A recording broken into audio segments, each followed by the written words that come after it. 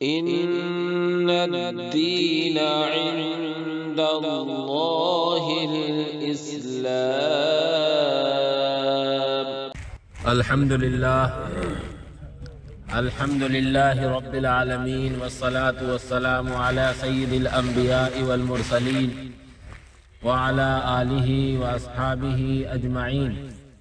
أما بعد، فأعوذ بالله من الشيطان الرجيم. بسم الله الرحمن الرحيم. قال الله تبارك وتعالى: يا أيها الناس قد جاءتكم موعظة من ربكم وشفاء لما في الصدور وهدى ورحمة للمؤمنين.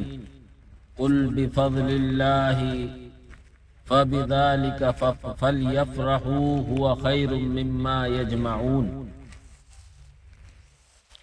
صدق اللہ العلی العظیم.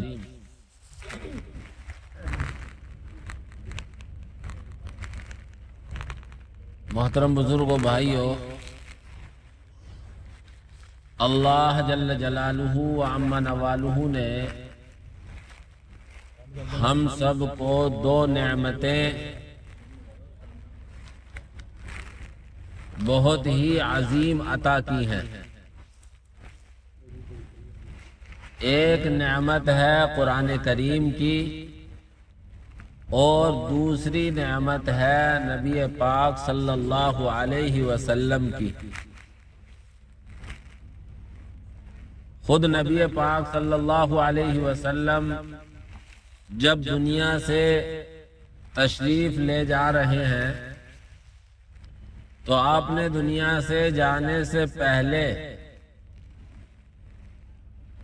اپنے صحابہ کو اور صحابہ کے بعد والے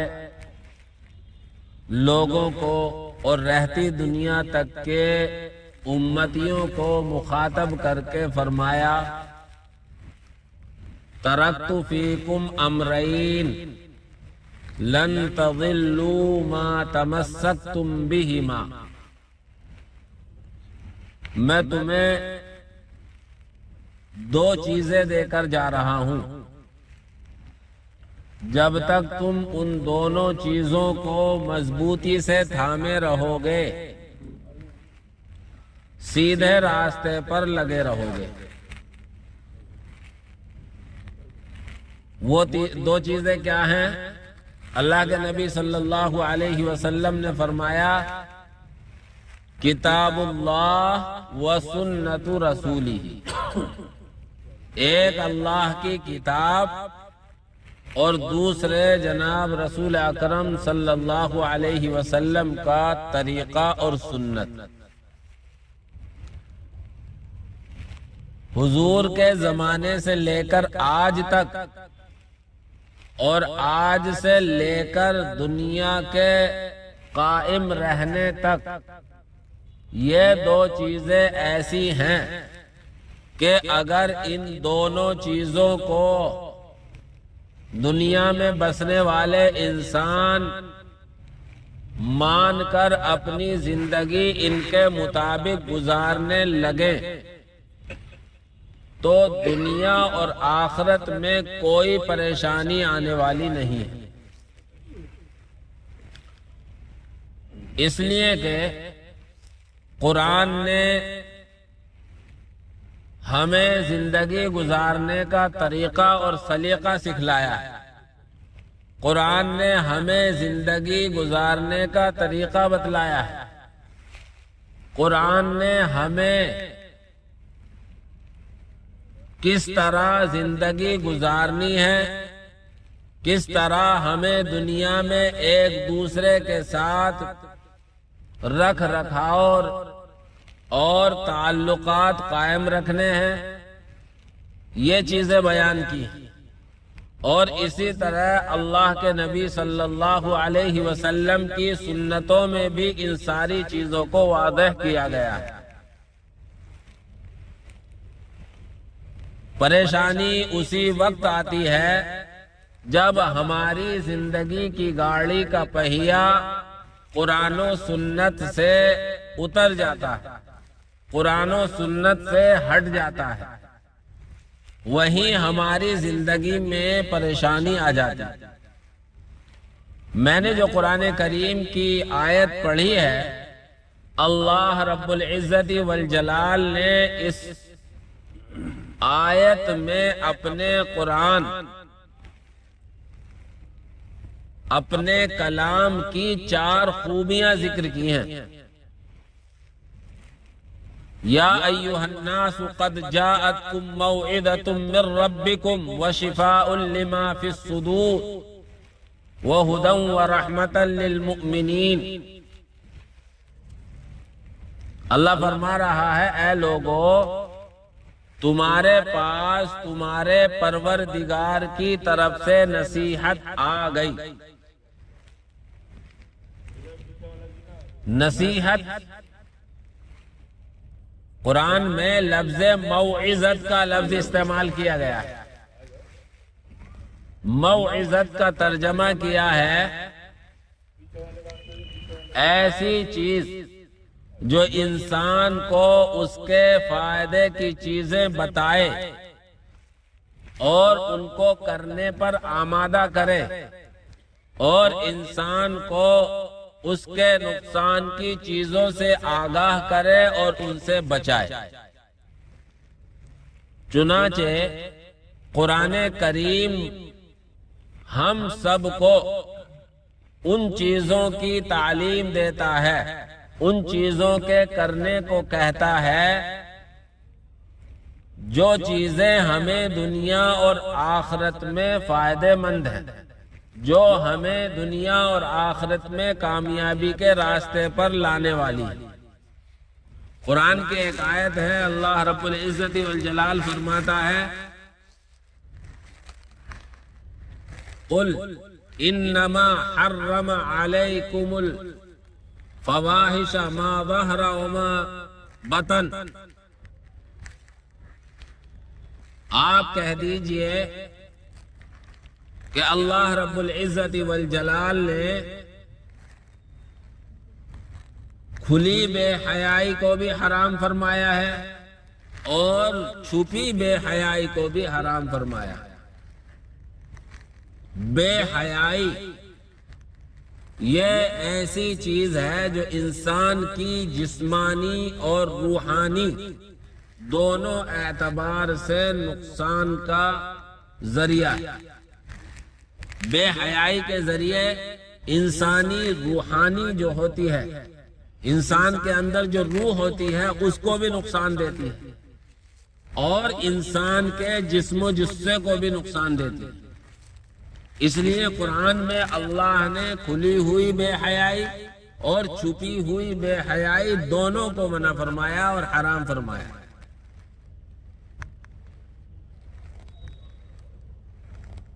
اس لیے کہ بے حیائی انسان کی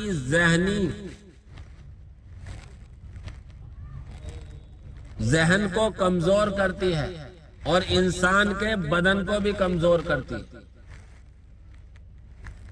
آپ تجربہ کریں گے، جو صرف بے حیائی کے کاموں میں لگا رہے، جو صرف گندے کاموں میں ملوث ہو، اس کی ذہنی سوچ و فکر، اس کی قوت فکر جو ہے وہ بیکار ہو جاتی ہے، اور اسی طریقے سے اس کا جسم و جثہ بھی اس کا ساتھ نہیں دیتا۔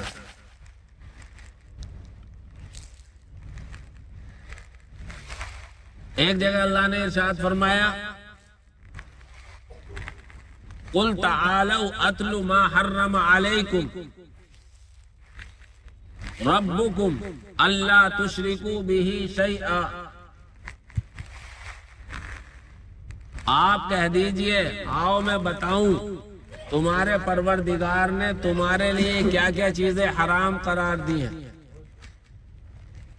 پھر سب سے پہلے کہا کہ اللہ کے ساتھ شرک یہ حرام ہے، اس لیے کہ شرک یہ اپنے خالق اور مالک کی سب سے زیادہ ناشکری ہے۔ ہمیں جس نے زندگی عطا کی، ہمیں جس نے سب کچھ عطا کیا، ہمیں جس نے ابتدا سے انتہا تک ساری چیزیں مہیا کی، ہم اسی کی ناشکری کریں، اسے معبود نہ مان کر کسی دوسرے کو معبود بنا لیں۔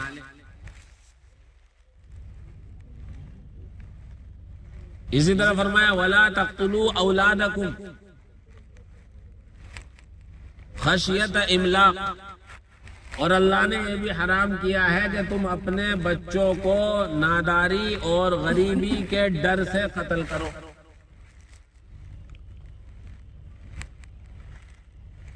اور بچوں کا قتل کرنا صرف یہ نہیں ہوتا ہے کہ بچہ پیدا ہو گیا اس کے بعد قتل کیا جاتا ہے،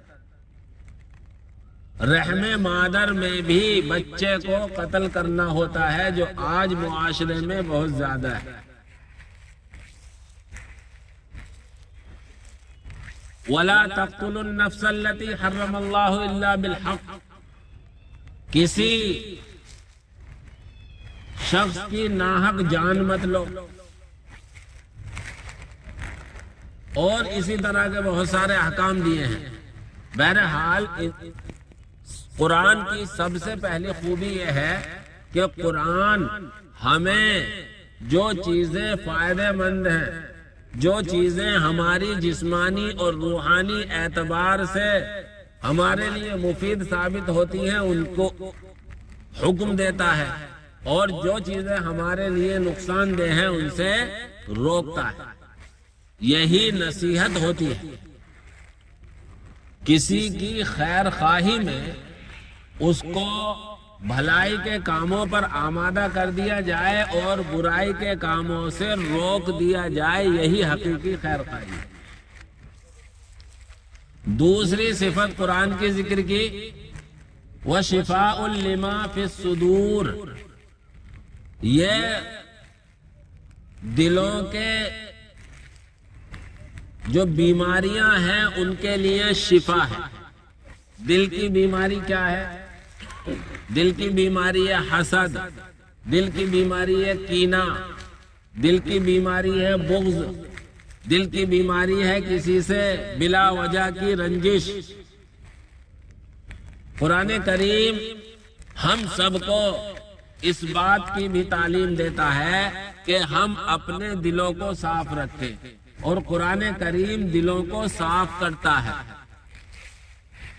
وَنُنَزِّلُ مِنَ الْقُرْآنِ مَا هُوَ شِفَاءٌ وَرَحْمَةٌ لِّلْمُؤْمِنِينَ، ایک جگہ ارشاد فرمایا ہم قرآن کریم نازل کرتے ہیں جو لوگوں کے لیے شفا ہے اور ایمان والوں کے لیے رحمت ہے۔ اس لیے قرآن کریم کو جب ہم پاک بدن اور پاک من سے پڑھیں گے تو ہماری جو دل کی بیماریاں ہیں ان سے بھی صفائی ہوگی اور جسمانی بیماریوں سے بھی ہماری حفاظت ہوگی۔ تیسری صفت قرآن کریم کی بیان کی ہے ہدن، قرآن کریم ہدایت ہے۔ قرآن کریم سے سیدھا راستہ دنیا کی کوئی کتاب نہیں دکھا سکتی۔ قرآن خود کہہ رہا ہے ان ھذا القرآن یہدی للتی ہی اقوم، یہ قرآن کریم اس راستے کی رہنمائی کرتا ہے جو بالکل سیدھا ہے۔ چنانچہ ہم صحابہ کی زندگیوں کو دیکھیں، وہ ایمان لانے سے پہلے کیسی حالت میں زندگی گزار رہے تھے، اور ایمان لانے کے بعد اللہ نے انہیں کیسی سربلندی اور سرفرازی عطا فرمائی۔ حضرت عمر رضی اللہ تعالی عنہ کے ایک واقعے کی طرف میں اشارہ کر رہا ہوں۔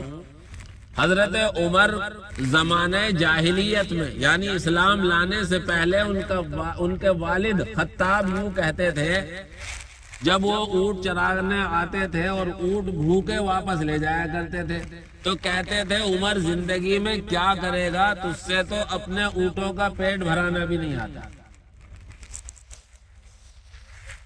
یہ تو ہے ان کے زمانے جاہلیت کا واقعہ۔ پھر ایک وقت میں جب حضرت عمر رضی اللہ تعالی عنہ مسلمانوں کے امیر بنے، بادشاہ بنے، تو اس وقت میں انہی پہاڑیوں پر گرمی کے سخت دن میں ادھر ادھر دیکھ رہے ہیں اور بہت سارے لوگ امیر المومنین کے ساتھ ہیں۔ کسی نے پوچھا امیر المومنین یہاں کیا ہے، کیا کھو گیا جس کو آپ تلاش کر رہے ہیں؟ تو اس وقت حضرت عمر رضی اللہ تعالی عنہ نے کہا کہ میں اپنا وہ زمانہ جاہلیت یاد کر رہا ہوں جس زمانے میں میں یہاں اپنے اونٹ چرانے کے لیے آتا تھا اور دن بھر اونٹ چرانے کے بعد بھی میرے اونٹ بھوکے پیٹ واپس جاتے تھے اور میرے والد تانا دیتے تھے کہ عمر تو کیا کرے گا، تجھ سے اونٹ بھی چرانے نہیں آتے۔ اور آج میرا یہ حال ہے کہ میں مسلمانوں کا ذمہ دار ہوں اور اطراف عالم میں حضرت عمر رضی اللہ تعالی عنہ کے زمانے میں فتوحات بڑھتی چلی جا رہی تھی۔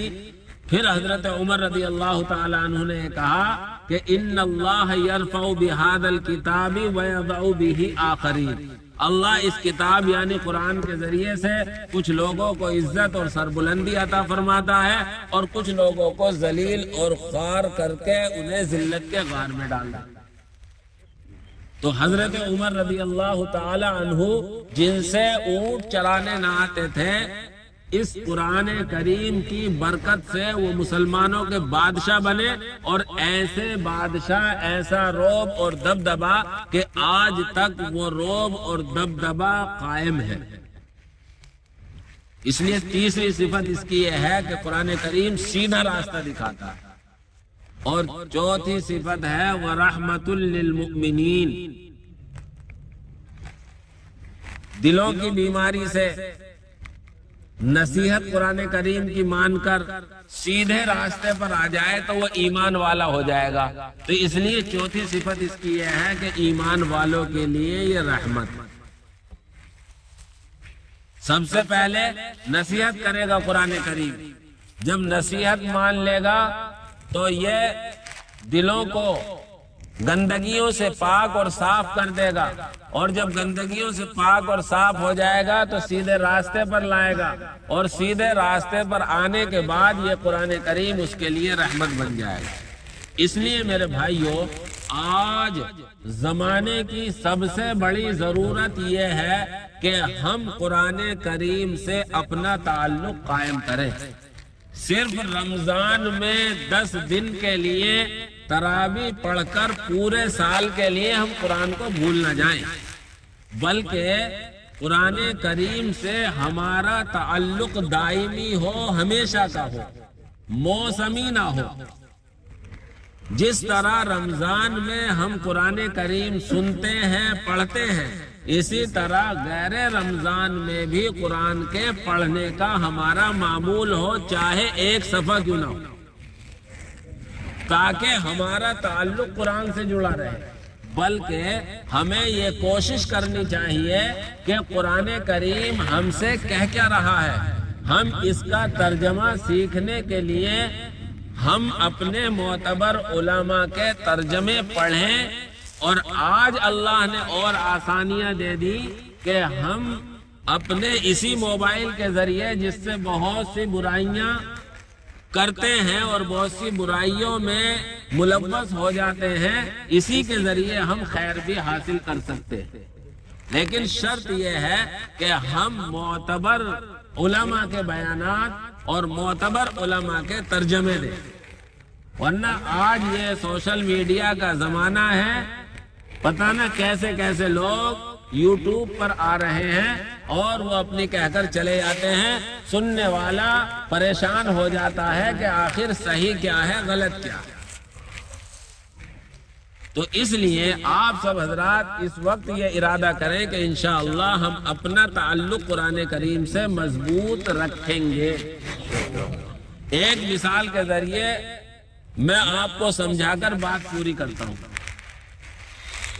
فیکٹری میں ایک گتا بنا اور وہ گتا آنے کے بعد قرآن کریم کی جلد سے لگ گیا، اور ایک گتا آنے کے بعد مٹھائی کا ڈبہ میں لگ گیا۔ قرآن کریم کے ساتھ جو گتا جڑ گیا جس طرح قرآن کا ادب و احترام کیا جاتا ہے اسی طرح اس گتے کا بھی ادب و احترام کیا جاتا ہے. اور جو گتا مٹھائی کے ڈبے میں لگ گیا مٹھائی نکالنے کے بعد اسے کوڑے دان میں ڈال دیا جاتا ہے. اسی طرح ایک لکڑی آرا مشین سے چرنے کے بعد رحل بنی اور اسی میں سے کچھ حصہ پٹری بن گیا.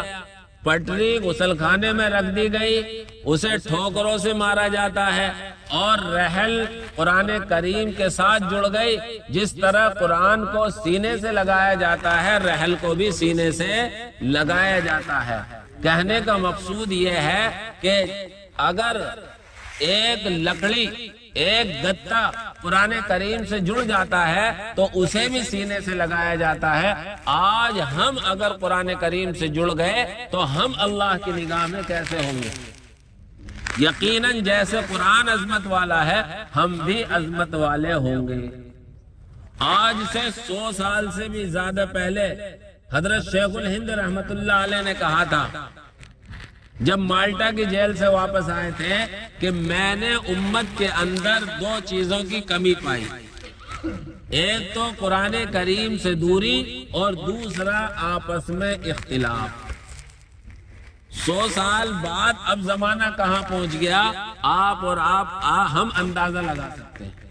آج اور دوری اس سے زیادہ کہیں بڑھ گئی اور آپسی اختلاف اس سے کہیں زیادہ ہو گئے. اس لیے میرے بھائیوں اپنا تعلق قرآن کریم سے مضبوط کریں اور آپسی اختلاف کو ختم کر کر اتحاد کے ساتھ زندگی گزاریں, معاشرے کو متحد بنائیں. اللہ رب العزت والجلال مجھے بھی آپ حضرات کو بھی ان باتوں پر عمل کرنے کی توفیق عطا فرمائے. آمین. وآخر دعوانا الحمدللہ رب العالمین.